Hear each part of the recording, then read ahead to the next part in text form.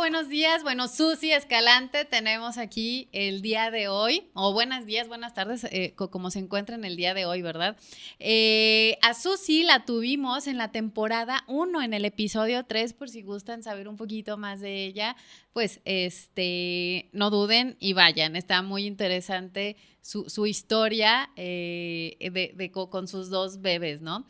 Ella, Susi, para los que no vieron, es especialista en lactancia, alimentación complementaria, miles de diplomados, especialidades. Es una mujer muy, muy preparada. Entonces, pues adentrando ya en el temita, Susi, pues muchísimas gracias primero que nada el día de hoy, que tuviste tiempo para estar con nosotros de nuevo. Ay, no, muchas gracias a ti, Monse. Un gusto estar aquí y compartir pues uno de los temas que tanto me gusta, que es la selectividad alimentaria. Sí, tras cámaras estuvimos hablando de esta situación y bueno, adentrándonos al tema.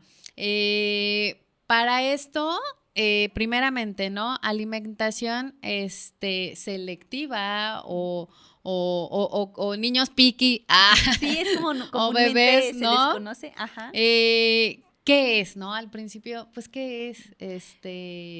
Para que nos demos cuenta, ¿no? Sí, mira, la selectividad alimentaria la podríamos definir como una alteración en la ingesta de alimentos o lo que tiene que ver con la conducta alimentaria de los niños a tal magnitud que puede provocar algunas alteraciones a nivel nutricional o socioemocional, no nada más en el niño, sino también en los cuidadores, ¿no? Hay otro término que es, digamos, más amplio, más completo, que son los desórdenes en la alimentación pediátrica.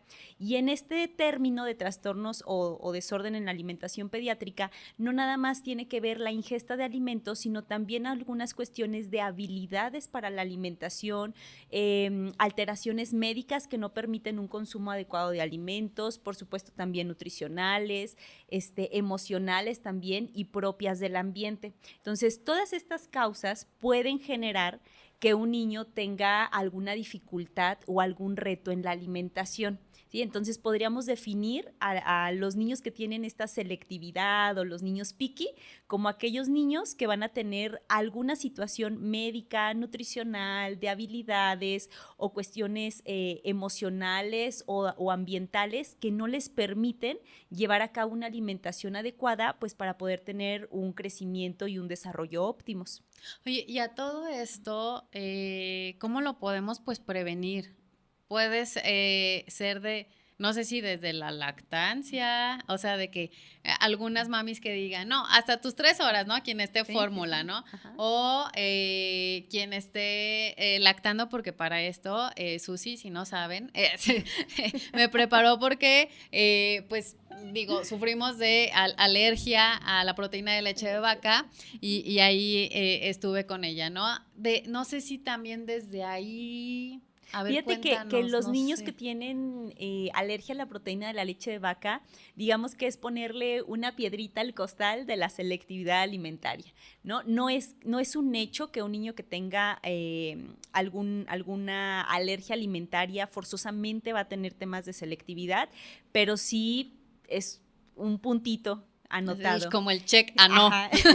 No. Sí, sí, sí, porque justamente pues hay una dificultad, bueno, o un malestar después del alimentarse, ¿no? Los niños que sufrieron, por ejemplo, de reflujo, bebés que estuvieron en terapia intensiva, que tuvieron muchas intervenciones, que no tuvieron este contacto físico, que no se les podía tocar, que se les tuvieron que colocar sondas, o sea, son puntitos que desde bebés nos pueden ir orillando para desarrollar algún tipo de alteración que no permita que un niño pues, pueda comer de la manera que normalmente esperaríamos que comiera.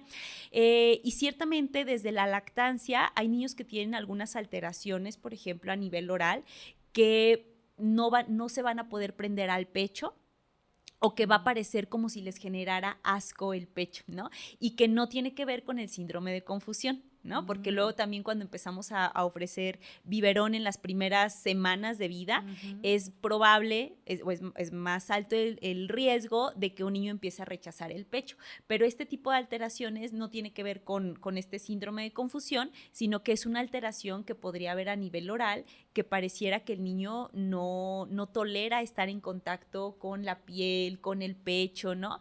Pero es difícil, pues, a lo mejor de identificar como de primer momento. Eh, También, por ejemplo, en temas de gustos o preferencias alimentarias, desde el embarazo y en la lactancia, la alimentación que recibe una mamá va a impactar en las preferencias alimentarias de ese bebé, ¿no? Desde el embarazo. El líquido amniótico y la lechita materna pues va tomando diferentes tonalidades de sabor según la alimentación que tiene la mamá. Entonces también esa es una oportunidad que tenemos previo al nacimiento pues de ir moldeando las preferencias alimentarias. También, por ejemplo, desde muy chiquitos los niños cuando comenzamos la alimentación complementaria, hay algunas prácticas que nos pueden ayudar para pues promover como este reconocimiento, esta interacción sensorial con los alimentos, con todo lo que implica el acto de comer, como es permitirles que toquen la comida, ¿no? Muchos papás, cuando alimentamos con cuchara, va la cuchara a la boquita del bebé, la quiere agarrar y les detenemos la mano porque se va a ensuciar, ¿no? Entonces, o se ensucia y luego se las limpiamos. Y esto es como mandar una señal de tener algo en la mano no está bien y entonces los empezamos a limpiar y luego ya después va a llegar un momento en que ese bebé va a tocar cosas y no las va a tolerar, va a querer que todo el tiempo le estemos limpiando las manitas, no va a tolerar tener comida en la boca, o bueno, alrededor de la boquita. Entonces, son cosas que desde la alimentación complementaria sí podríamos empezar a trabajar para evitar, pues, como estos rechazos en las texturas. Sin embargo, hay algunas cuestiones que vienen ya dentro del paquete de ese bebé, ¿no? O sea, ya es parte de su genética, de su ADN. Y entonces hay bebés que desde el inicio, a pesar de que los cuidadores les dan todo el ambiente para que puedan explorar, jugar, tocar, el bebé no lo hace. Entonces, esto no tiene que ver con que no les diste la oportunidad o no les permitiste hacerlo, sino con una alteración sensorial que ya trae el bebé de base y que entonces en estos periodos de alimentación complementaria sería un foquito rojo para empezar a trabajarlo, para empezar a tratarlo. Por eso es que a lo mejor no podemos como tal prevenirlo, porque a pesar de que yo le diera todo el ambiente, si es una cuestión que ya mi bebé trae de fábrica, digamos, pues lo tenemos que trabajar, pero sería un momento ideal para empezar justamente a identificarlo. Luego muchos papás luego nos preocupamos porque al inicio de la alimentación casi no comen, ¿no? O tiran mucho y poco se llevan a la boca, o lo llevan a la boca, lo escupen, ¿no? De repente hacen caritas. O trompetillas, ¿no? Trompetillas, hacen caritas con algunos sabores y todo eso puede caer dentro de la normalidad. Pero deja de ser normal cuando ya pegaditos a los 9, 10, 11 meses, el bebé sigue sin comer. Y hay por ahí como una frase que luego a mí me parece un poco peligrosa, que es lo más importante en el primer año de vida es la leche, ¿no? Entonces muchos papás, los bebés tienen 11 meses, 10, pues casi no come, pero como lo más importante dicen que es la leche, pues ahí tiene la leche y no le falta y es lo que no me preocupa. Y no, sí es lo más importante la lechita, pero justamente entre los 6 y los 12 meses empieza a haber una transición para que al año ya la alimentación que va a ser complemento sea la leche. Y lo principal sean los alimentos sólidos. Entonces, un bebé de 10, 11 meses que se alimenta principalmente de leche, es un foquito rojo de que algo tenemos que trabajar. Hay bebés que tienen, por ejemplo, alteraciones a nivel oral y que no tienen quizá desarrollada esa habilidad todavía para trabajar los procesos de masticación. Entonces, aunque tú le ofrezcas diferentes sabores, colores, texturas, recetas que viste en redes y demás, hay una alteración en la masticación y aunque tú hagas de todo y compres los recetarios y demás, no va a ser posible que el bebé consuma los alimentos, ¿no? Y entonces no es nada más el sabor, sino las habilidades a nivel de la boquita que tendríamos que trabajar, revisar si ese bebé tiene suficiente tono, si hace los movimientos adecuados para poder hacer ejercicios de masticación. Sí, eso te iba a preguntar, o sea, ¿cómo detectar si es eso, no? O sea, Sí, para poderlo identificar, bueno, primero se necesita hacer una historia clínica como muy, muy profunda. Yo, por ejemplo, en consulta les pido a los pacientes, les voy pidiendo por semana algunas tareas, porque a veces los pacientes me pueden referir, bueno, es que, no sé, lo siento a comer, pero no come, ni siquiera agarra la cuchara, no se interesa por agarrar los alimentos. Entonces yo les pido algunos videos de evidencia y en los videos a veces me doy cuenta que sientan al bebé, le ponen la comida y los cuidadores prenden la televisión, conversan entre ellos y el bebé quedó olvidado todo el tiempo de tú comida. Come y ya. Ajá, y entonces ves cómo no come, pero nunca hubo una interacción con él, un interés en mira, agarra tu comida, mira cómo como yo, dame, yo te doy, nada, ¿no? Entonces, pues luego hay justamente estas situaciones que es difícil en la consulta identificarlas y por eso es importante como revisar, por ejemplo, yo les pido videos de los bebés cómo están comiendo, cómo mastican, dónde introducen el alimento, si en el centro de la boca, por un lado, si lo llevan de un lado a otro, cuántas masticaciones dan antes de deglutirlo, o hay quienes no lo degluten, lo mastican. Y pum. Ajá, y o no lo mastican, lo tragan inmediatamente o lo guardan y esperan a que se ablande y luego ya lo degluten, ¿no? Entonces, todas esas cositas, cuando yo recibo la evidencia, yo no soy terapeuta de alimentación, o sea, yo no hago terapia de alimentación ni rehabilitación oral, pero los refiero. ¿Sí? Los refiero para que un experto en temas de orales pueda identificar y pueda entonces dar un tratamiento y ejercicios adecuados para poder rehabilitar esos movimientos que hace el bebé y que pues tenga la habilidad de poder gestionar los alimentos dentro de la boca, que de los más difíciles son las proteínas. Las carnes son en muchos niños el talón de Aquiles, ¿no? Es bien complicado que las lleguen a consumir porque son fibrosas, son secas, se necesita o es de los alimentos que requieren más habilidades orales para poderlos consumir. Incluso hay pacientes adultos que les cuesta trabajo comer las carnes, que sienten que se van a ahogar porque a lo mejor no hacen ese trabajo adecuado de masticación. Y muchos, por ejemplo, muchos papás dicen, es que sí mastica, ¿no? Porque come galletas, come papas, come cereal y escucho cómo hace el, ¿no? Que mastica, pero hay muchos bebés que lo que hacen es mascar, ¿no? O sea, nada más arriba, abajo, pero no hacen ese machacado o ese movimiento rotatorio de la mandíbula. O también son alimentos que en contacto con la saliva se van a deshacer fácilmente, ¿no? Que no requieren mucho esfuerzo. Entonces, sí, como la galletita, ¿no? Exactamente. Entonces, ahí es cuando yo a través de esta evidencia y de ver los videos, pues me doy cuenta si podría haber una alteración a nivel de la boquita, ¿no? O a nivel sensorial, o hay papás que con la mejor de las intenciones meten la cuchara a la fuerza, ¿no? O lo hacen reír y el niño, se ríe y va la cuchara a la boca y eso también provoca rechazo en la alimentación, rechazo por la cuchara, por la silla, por los tiempos de comida, por ese alimento que le estamos obligando a comer. Ya, oye, y en este sentido, ya nos comentaste que, bueno, puede ser desde un tema, desde la lactancia, ¿no?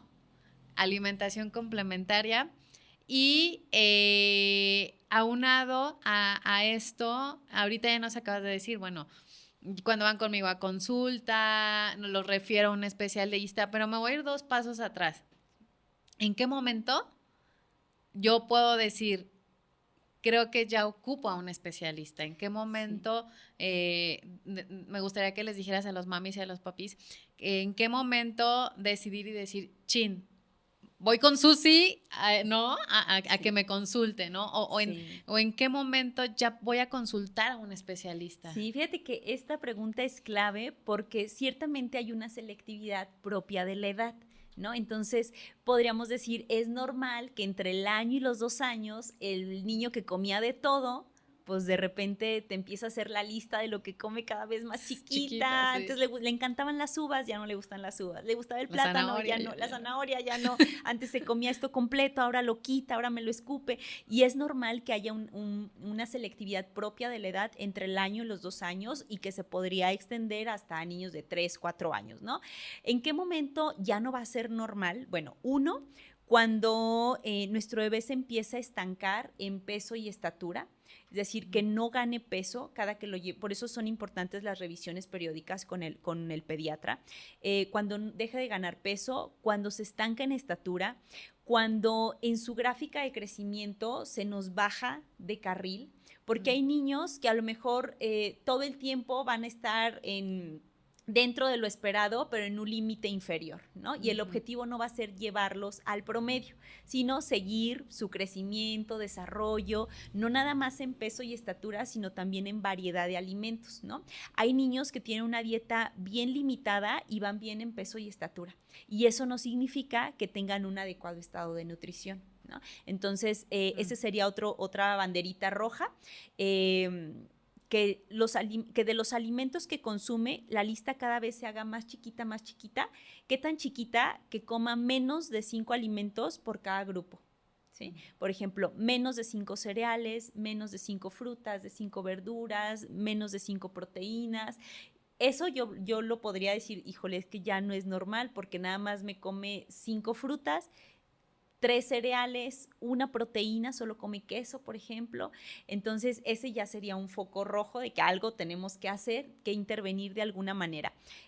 Otro sería que empieza a eliminar grupos de alimentos. No nada más ya hace chiquita la lista, sino que no consume verduras. Ninguna, de ninguna forma. Ese sería otro foco rojo en el que podríamos decir, bueno, creo que ya es momento de recibir atención. Y también el factor tiempo, durante cuánto tiempo es esto. Si nuestro bebé tiene fluctuaciones de que de repente es la época del plátano, de repente es la época de la fresa, pero los otros grupos no los elimina, tiene variedad, pues pueden pasar 1 mes, 2 meses, pero si en 3 meses, en un lapso promedio de 3 meses, cada vez esto se vuelve más limitado y además de ese factor, a nosotros como cuidadores nos generan tensión los tiempos de comida. O sea, el llegar a la hora de la comida y decir, híjole, ¿se lo va a comer o no se lo va a comer? Y angustiarnos, ¿y qué le voy a preparar? O no podemos salir a comer fuera de casa porque no come nada de lo que le pueda ofrecer. Le tengo que llevar siempre, ya tiene 3 años y le tengo que llevar comida especial, ya tiene 4 años. Esos serían focos rojos para poder intervenir. Y aquí sí quiero recalcar mucho que no es nada más el peso y la estatura, ¿sí? Porque luego a veces en las revisiones médicas, mientras vaya bien en peso y estatura y no come, decimos, ay, pero no te preocupes. Está creciendo. Está creciendo, ¿no? Y sí, de algún lugar sacan la energía que necesitan, pero no necesariamente tienen un adecuado estado de nutrición. Y los medicamentos, por ejemplo, para aumentar el apetito, únicamente lo que van a provocar es que coma más de lo mismo, ¿sí? O sea, esto no aumenta pues la variedad de alimentos que llegan a consumir los niños. Sí, y ahorita acabaste de decir algo bien importante.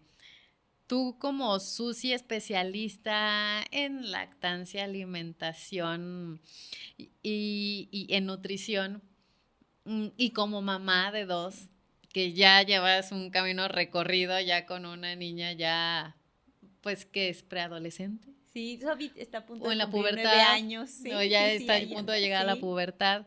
Y tu bebé, ¿no? ¿Qué nos podrías decir a nosotras mamás que apenas vamos en el recorrido? ¿Cómo lidiar con esa frustración de lo que acabas de decir, ¿no? De, híjole, ya vi, no sé, por ejemplo, con Meli, el pollo. Sí. Se lo he preparado de 1000 formas, pero no sé cómo le encuentra el sabor. O sea, tiene tan buen paladar que no sé cómo le encuentra el sabor que le hace, ¡bah! ¿no? O sea, Sí, sí, sí, sí, ¿cómo ya, ¿cómo? lidias con esto cuando ya probaste así como, a ver, ahora te lo doy como en tipo croqueta, a ver, ahora te Sí, lo doy en caldito, a ver, ahora te lo doy con verduras, de con todo, verduras, ¿no? Y ahí igual también a asado. lo mejor en tortita, asado, guisado, ¿no? Hubo un tiempo en donde como que guisadito Mm, dijo, ah, Mejor se lo comía. ajá, pero ya después como que decía, no. ¿Cómo nos, ya como, digo, de Sí, este lado, así como nutricionista, pero también del lado de sí, como mamá, cómo nos alentarías para esta frustración como la tenemos como adultos y no sí. pasársela a ellos, ¿no? Sí, sí, sí. Mira, lo primero es saber que como papás a veces no somos responsables de las situaciones sensoriales, bueno, cuando la base es sensorial de los niños, ¿no? Muchos papás dicen, híjole, es que a lo mejor he tenido pacientes que dicen, es que a lo mejor yo tuve la culpa porque por Sí. trabajar se quedaba al cuidado de la Ujú. abuelita y la abuelita le daba puras papillas porque le daba miedo que se atragantara, ¿no? Entonces, es mi culpa como mamá por haberla dejado y por trabajar y no estar ahí. Ujú. Es que a lo mejor es mi culpa porque yo no cocino mucho, ¿no? Entonces, Ujú. siempre es como encontrarnos Sí. la culpa y a veces no es nuestra culpa, ¿no? O sea, así me llegó el paquete, venía ya integrado en mi niño y mi trabajo como cuidador es identificar justamente que empieza a ser un problema y entonces ir con los especialistas adecuados. No quedarnos nada más con el va bien en peso y estatura. Uno puede ser a lo mejor una consulta de nutrición. Otro puede ser con algún terapeuta especializado en integración sensorial para revisar si pudiera ser alguno de estos temas. Pero si nos vamos como por filtros, primero sería el médico pediatra, que es el que generalmente es el médico de Ah, base, ujú. el que podría identificar si hay un tema de alergias. Hay niños, como les decía, que tienen alergias y que no van a comer por la alergia porque no te saben decir que después de que comen queso se sienten inflamaditos, ¿no? O que sienten agruras, ¿no? O que sienten ese reflujo. Entonces, primero sería descartar cuestiones médicas, cuestiones nutricionales, que pueden ser del ambiente, puede ser de la variedad, de la preparación y en todo caso, pues, puedes referir. Entonces, para ir lidiando como con esta frustración de ya se lo ofrecí, ya hice, ya, saber que no es tu culpa, ¿no? O sea, no hay algo que quizá debiste haber hecho, sino que a veces nuestro trabajo es nada más acompañar y que en el plato de nuestro hijo siempre haya por lo menos dos cosas que yo sepa que sí se va a comer. Mm. Por ejemplo, si yo ya sé que el pollito, de las 1000 formas que se lo he intentado presentar, nada más no le encuentro cuál es la forma en la que mejor me lo va a aceptar, el pollo sería una fuente de proteína. Entonces yo sé que a mi hijo le gustan las lentejas o le gusta el atún o el pescado o el queso. Entonces en ese tiempo de comida le hago su pollito, pero también le pongo frijolitos a un lado, si le gustan los frijoles, ¿no? O frijoles con quesito. Entonces yo sé que el pollo no se lo va a comer, pero le estoy ofreciendo otra fuente de proteína que sí va a consumir, Mm. ¿no?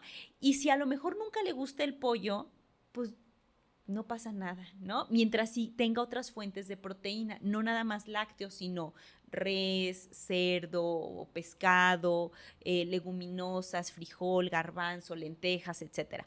En caso de que no, que dijéramos que ni el pollo, ni las frijoles, ni las lentejas, ahí sí sería conveniente trabajarlo para identificar si es una alteración que en la masticación o es una cuestión sensorial, puede haber a lo mejor un rechazo por esos sabores, por el olor, por las texturas, por la forma en la que se siente ya dentro de la boquita, para que ese grupo de alimentos no se nos reduzca a una o dos opciones nada más, ¿no? Entonces, una estrategia podría ser que incluyan por lo menos dos cosas que tú sabes que tu hijo sí se va a comer. Hay niños que son súper, súper, súper selectivos, que podríamos definirlos como una selectividad grave y que a lo mejor solo comen espagueti y nuggets, ¿no? Entonces, todas las comidas tendrían que tener espagueti y nuggets, ¿no? ¿Más? Más los alimentos con los que vas a trabajar. Pero no nada más por ponerlos en el plato, el niño se los va a comer.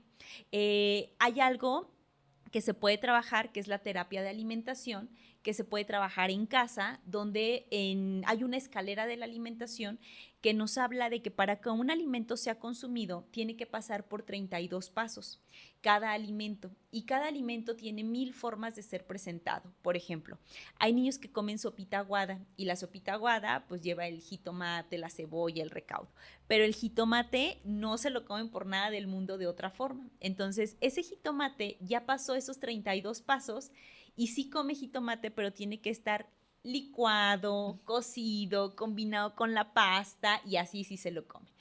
Pero ahora me falta que atraviese 32 pasos, el jitomate en cubos, el jitomate en rodajas, el jitomate en tiritas, porque visualmente los niños pueden rechazar el alimento por la simple forma que tiene, o incluso por el color, o incluso rechazar el plato por cómo se ve el plato. Hay papás que saturan el plato.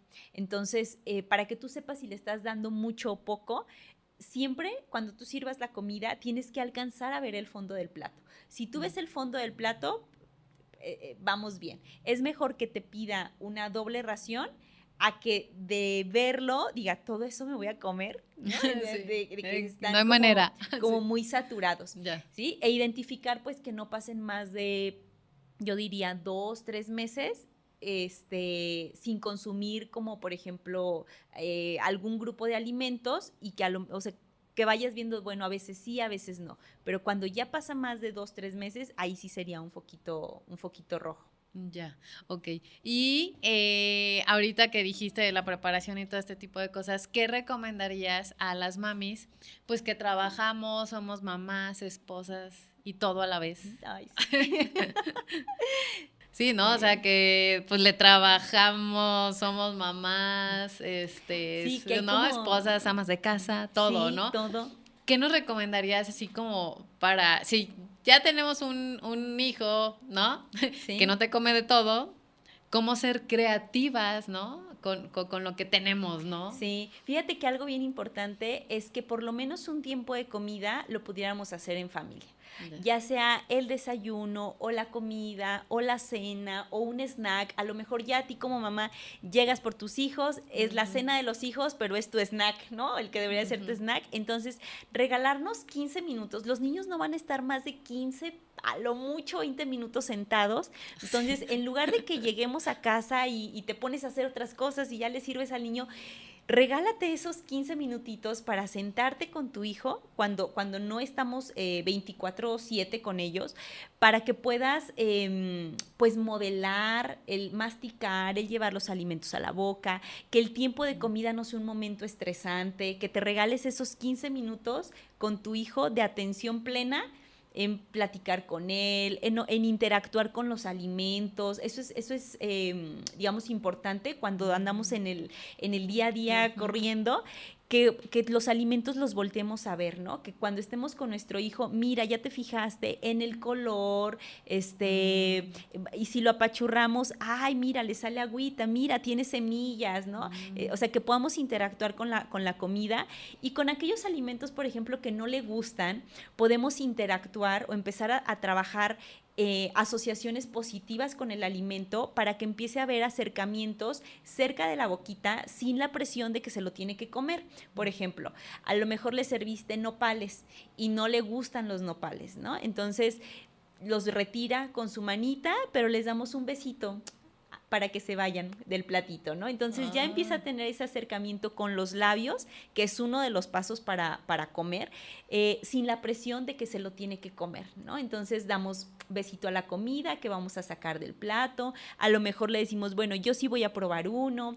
A lo mejor sí le gusta el limón y la salecita y no le gusta la zanahoria, ¿no? Entonces le ponemos a la zanahoria limón, salecita, y podemos chupar esa zanahoria, ¿no? Entonces no necesariamente se lo tiene que comer, sino empezar a tener esos acercamientos positivos. Sí, como una mejor relación. Como una mejor relación exactamente con los alimentos. El hecho de masticar y dejarlo en la boquita es parte del proceso de aprender a comer, ¿no? Hay niños que empiezan desde no lo tolero a la vista, no lo tolero al olfato, no lo tolero cerca de mí. Entonces, esos pequeños pasitos que van dando los niños aunque no llegamos a consumirlos, pero es un pasito más para el consumo de los alimentos. Entonces, si estamos corriendo en el día a día, estas son estrategias que nos pueden ayudar para interactuar con la comida sin la presión de que cómetelo, ya abre la boca y si no, ya empezar a amenazar, ¿no? Y si no te lo comes, no va a haber tele o no va a haber postre o no va a haber sí, lo que o sea. condiciones, ¿no?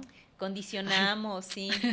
Entonces, ¿no? lo mejor es que podamos tener como esa interacción con los alimentos o vamos a hacer una montañita, ¿no? Con los chicharitos, a ver, ya se nos cayó uno, ¿cuántos alcanzamos a poner? O vamos a meterlos en un palillo, pero hacer algo con esa comida que no va a consumir. Hacer algo es jugar con las manitas, lo tomo en mi mano, cierro y en qué mano está, ¿no? Y ahora te toca a ti, pero voltear a ver esa comida, sentirla, poderla a lo mejor esconder dentro de la boca y luego ya después la saco. Fuera de la mesa podemos jugar, por ejemplo, a escupir la comida, a ver quién la lanza más lejos, pero son estrategias que nos ayudan pues a tener acercamientos positivos, pero para tener como tal una rehabilitación o un trabajo donde sí vayamos de manera muy intencionada al consumo de ese alimento que se está rechazando o de esos alimentos, pues se necesita toda una exploración, en algunos casos se necesita realizar un perfil sensorial. Hay niños, por ejemplo, que no toleran el corte de cabello, el cepillado de dientes, las etiquetas de la ropa les molestan de sobremanera, ¿no? Entonces, eso nos habla pues de que hay algo más de base y no todo va a ser que juegue con la comida, ¿no? Porque no por jugar con la comida y tocar significa que va a llegar a comer en algún momento. Claro. Mira, o sea, como algo va desencadenando más cosas, ¿no? Sí, wow. sí. Y todo esto, pues ya lo ven contigo con consulta o a ver aquí ya,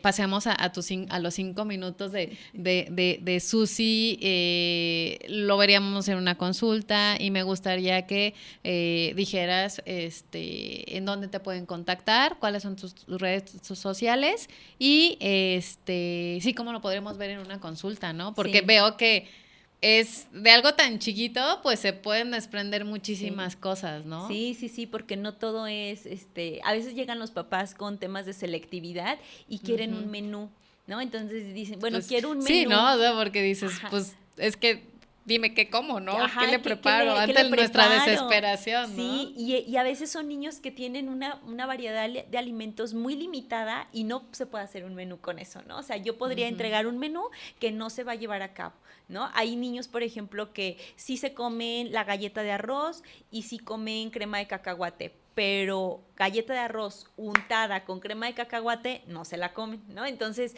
los menús ahí no nos sirven, ¿no? Sino que tenemos que trabajar claro. Otras cosas que justamente pues revisamos en consulta de manera profunda y pues se deriva, se puede derivar ya sea con el médico, con algún terapeuta ocupacional, con incluso terapeutas del lenguaje que trabajan toda esta parte oral, ¿no? Y en redes me pueden encontrar en Instagram como @nut.susi o en Facebook como Susi Escalante, nutrióloga materno-infantil. Y generalmente pues la consulta de selectividad alimentaria, hacemos 1 hora de entrevista, les dejo algunas tareas a los pacientes como estas que les comentaba de algunos videos, registros de alimentos, fotos del antes y el después de la comida y generalmente me van mandando estas tareas por semana y nos volvemos a ver al mes o antes si es que tienen las tareas antes para dar la retroalimentación y en base a esas tareas determinar el plan de trabajo o si es necesario que antes de continuar con el plan de trabajo tengan alguna otra intervención de algún otro especialista. Muy bien. Y pues me gustaría decir que no solamente es alimentación, sino asesora de lactancia. También, sí. ¿Y qué más? Dinos. Bueno, pues yo soy nutrióloga con enfoque materno-infantil. Tengo un diplomado en selectividad alimentaria. Es un tema que me encanta y que ya me gustaba, pero que justamente a partir de Sofi, que es mi maestra de vida, Sofi, pues empezamos a tener temas de selectividad alimentaria cuando tenía alrededor de 3 años. años, quizá 3, 4 años, y esta parte que yo traía teórica, yo decía, híjole, pues es que ya hice lo que tendría que haber hecho, lo que le hubiera dicho a algún paciente, y sentía que necesitaba más. Y fue cuando pues me empecé a adentrar más a este tema, cuestiones sensoriales, de rehabilitación oral, que espero en algún futuro pues poder dar terapia de alimentación, seguir estudiando para poder apoyar a más niños, a más familias sobre todo, porque se vuelve un tema complejo para las familias, temas de estrés. Y bueno, pues es lo que, como he llegado pues a este tema de selectividad, ¿no? Y también igual con el tema de la lactancia, pues porque Sofi tuvimos complicaciones al inicio, yo dije, no, es que esto no es normal, y me empecé a formar ya de manera profesional como asesora de lactancia, porque no quería que otras mamás sufrieran lo que yo sufrí, ¿no? Sí. Entonces yo decía, quiero ayudarlas así como a mí me ayudaron, ¿no? Muy bien, pues muchísimas gracias. Nos encantó tenerte de nuevo por acá. Y claro, ¿por qué no seguir teniéndote por acá? Pues muchísimas gracias, Susi. ¿Y alguna retroalimentación, consejo que les quieras dar por último a las mamis?